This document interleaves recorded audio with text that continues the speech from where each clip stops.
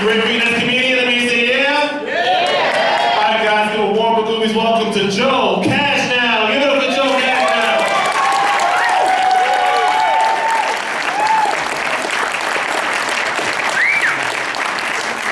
How you doing? This is my first time doing stand-up, so I am a little bit nervous. As I was actually getting dressed this evening, I realized I was completely out of wind, and I'm completely scared witless right now still. The reason that I'm here, I was selected to be part of a documentary called Comedy Warriors, which is a program that takes severely injured service members from Iraq and Afghanistan and takes them around the country doing stand-up. They're billing the program as healing through humor, and they completely rejected my idea of come out and laugh at the handicapped.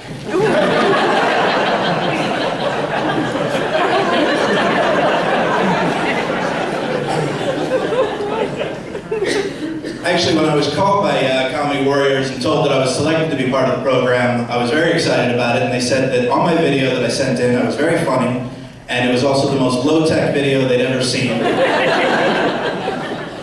I immediately got defensive, and I wanted to explain that it was a new camera, and I didn't know how to use it, and I was still trying to figure out how to get the video off it. I actually had to send somewhere to get the video off of it, and I realized that I'd framed the shot so carefully because I wasn't even wearing pants when I was doing it.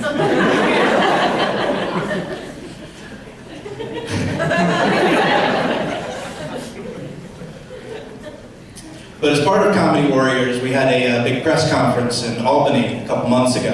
And I got to stand up there and talk to different members of the press, and their third question usually is, how did you lose your foot? The first time, well, I was injured in Iraq in 2003 by a roadside bomb, fine. The 17th time, the little comedy voices in my head start taking over. And before I can answer, I just hear in my head, say shark attack, say shark attack. But I wasn't injured by a shark. Tell him it was a sand shark. The desert is lousy with sand sharks. No, don't say shark attack. Tell him you were riding a motorcycle. And how's that going to be funny? Well, you were riding a motorcycle, you flipped over the handlebars, and a bear ripped your foot off. How did I get to a bear from a motorcycle? You went into his cage at the zoo. What the hell was I doing riding a motorcycle in the zoo? They won't ask that, it's funny. No, they know it was war, tell them it was Korea. You look really good for 75.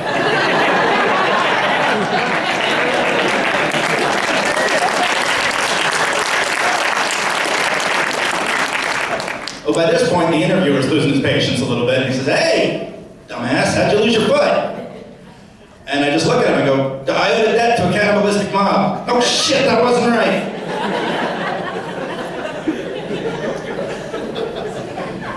I did serve in the Army for 6.5 years. Very proud of my service.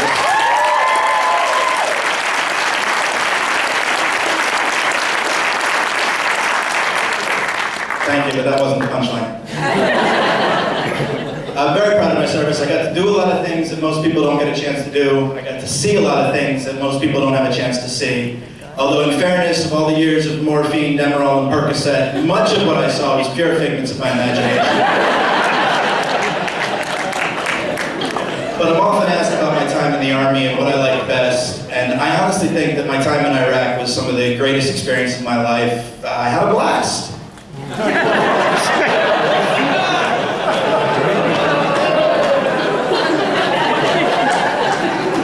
Or to put it in the young person's vernacular, it was the bomb.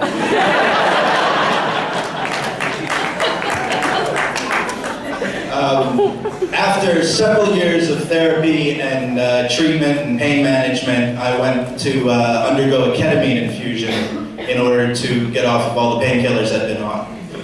Ketamine, for those of you who aren't familiar with it, is a very powerful hallucinogen that will cause memory loss. It is used as an analgesic, which means it'll knock you out, and it'll cause memory loss. Ketamine is actually a street drug called Special K. It's used as a horse tranquilizer, and ketamine will cause memory loss. What was I saying? So I went through my first ketamine infusion in August of 2007. August of 2007 was a very special time. I don't know if you guys remember it, but that was when... That wasn't a bunch on me there. Thank you. August of 2007 was when the last Harry Potter book came out. And I was a big fan. And And I saved the book for 3 days before I went into the hospital because I needed something to do on my week's vacation. And you check into the hospital, they put you right in the ICU, and they start pumping you for this chemical. And for those of you that don't have weekend plans, I highly recommend take a very powerful hallucinogen, read a slightly dark novel, and let the images fly.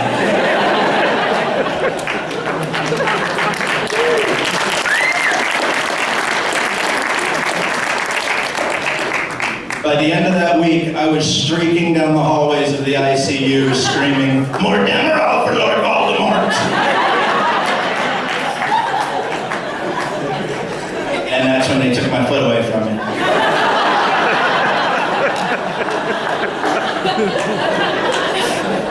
But I learned things in the hospital. I learned that those questions they ask you, do you know what year it is, do you know where you are, do you know who you are useless.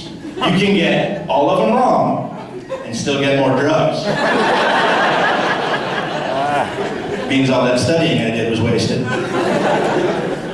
They came in and they said, do you know what year it is? I said, I do, it's 2003. And that's when I got hurt, so that's where my mind goes back to every time I'm in the hospital. And they said, do you know where you are?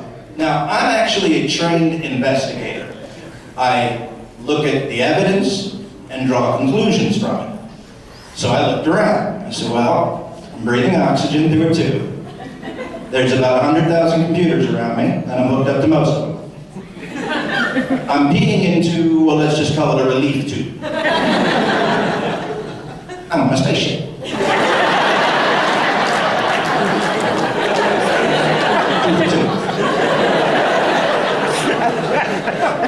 They said, do you know who you are?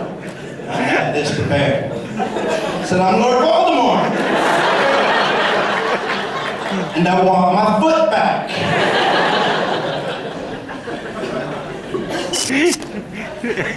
We do live in the information age, and as I was researching ketamine on the internet, I was trying to get prepared for it, for what I would experience while I was in the hospital. And I was prepared for most of the side effects. The one I wasn't prepared for is that after treatment, I wouldn't sleep.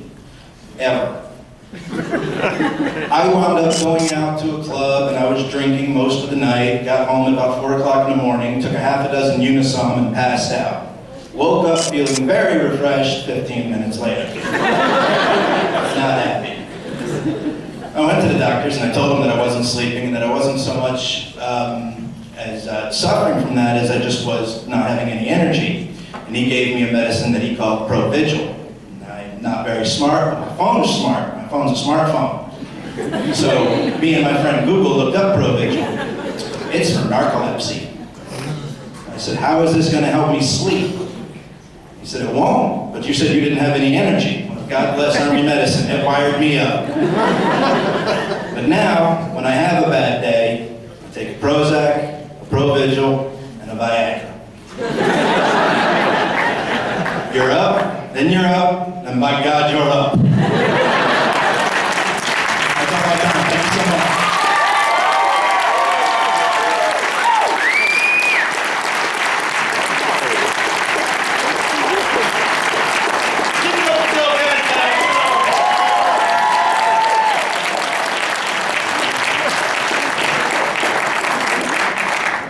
We're gonna keep the show rolling. You guys ready for your next